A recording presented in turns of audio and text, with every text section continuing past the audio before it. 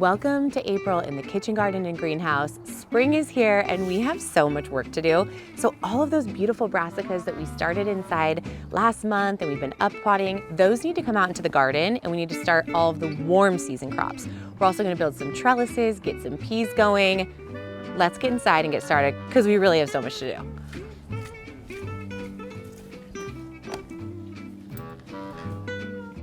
Okay, before we step outside, I'm just gonna grab some of my seeds. I've got sugar snap peas and nasturtium. Okay, we are gonna get all of these cool season crops in the ground. Broccoli, cauliflower, leeks, artichoke, starting with these lavender cauliflower. I'm so excited to plant these out and get them growing, and then a bunch of other seeds as well. Let's go. So we are gonna plant these beautiful lavender cauliflower today, and I'm gonna show you how I space them, why I do it, why they're going where they're going, the whole 9 yards. So I always like to crowd my plants a little bit because they just don't quite need as much space as you think. I'm putting 2 of these on the edge of about 2 square feet. You can see here my irrigation is sort of dictating that, but I want them at the edge of the bed, creating this beautiful border. So as you approach the greenhouse, you're met with some symmetry and some really tidy looking beds, very French potager style, where I like them to look pretty as much as they are also functional.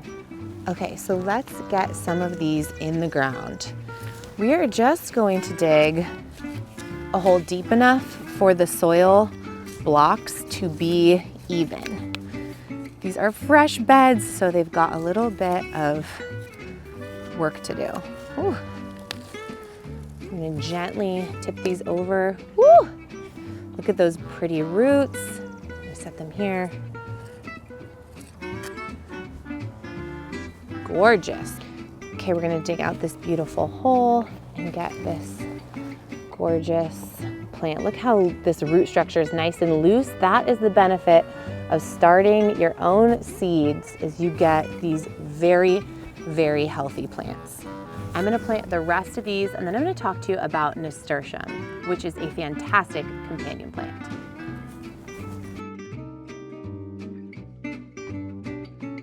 Okay, I'm gonna plant some nasturtium in with my cauliflower because they are an excellent trap plant. These nasturtium are so beautiful. They're my favorite because they're entirely edible. And I like to put them in the corner of the bed so that they spill over the edge and have this beautiful cascading tendril vibe.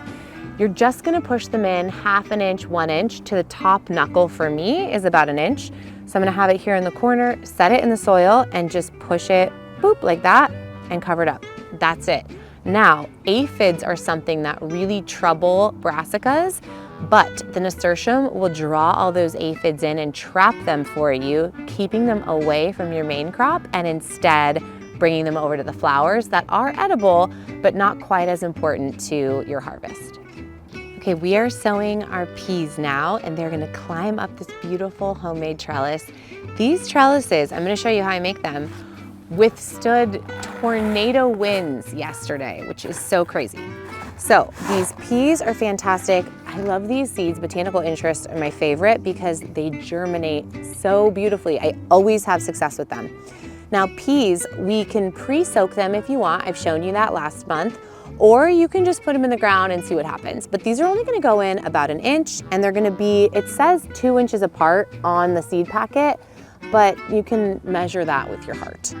So I actually am just gonna set these out so I can show you exactly what I do. Again, they're right underneath the twine so that as they sprout and develop their little beautiful tendrils, you can loop them around so that they can start to climb up. So you want them right underneath the twine. So I'm just gonna, again, use my finger to measure and push these peas down into the ground about 1 inch, and you can really kind of push them into the spot that you want them, making sure they're right underneath that twine. Last step, we're just watering everything in. We're gonna get the cauliflower, nasturtium, and peas. And this bed is gonna be ready to rock. I'll of course be adding a ton more plants in as we go, but right now, this will be the base of this raised bed.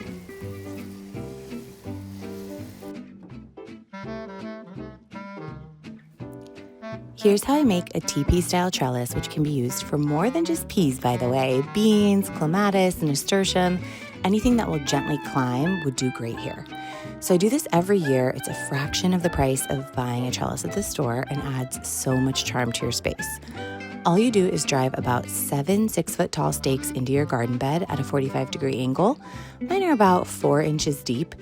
You then take some twine. It should be this coarse brown twine as it tightens when it gets wet, and tie the top of the stakes together tightly. You then use your twine to weave around the stakes, going in the same direction each time around each stake, which creates a lot of strength. You'll be weaving an ascending spiral that the pea tendrils can cling to as they grow. The rows of twine should be about 1 to 2 inches apart, though you may have to help your peas climb from time to time as they get established. Once you're near the top, tie your twine off in a knot, and that's it. Now we have a beautiful handmade trellis. We're back in the greenhouse and I'm gonna start transferring her over into summer mode. It's been getting so warm in here. We've been having 70-degree days. So in the greenhouse, it's been closer to like 90. I'm gonna go ahead and unplug the heat.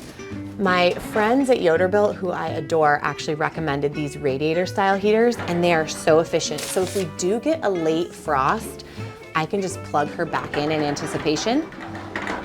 But for now, I'm gonna store this to save energy and then get more table space going for all of these warm season crops. I'm just gonna set some trays out to get ready. Tomorrow is gonna be when I actually come in and start the rest of these seeds, but I like to just prepare in advance. You know, I have a bunch of kids, so I'm always short on time, but we will get these all set out. We'll do a mixture of soil blocking and starting things in these 3-inch pots. It's gonna be great. I'm gonna jump into this task tomorrow, but for now, that's it.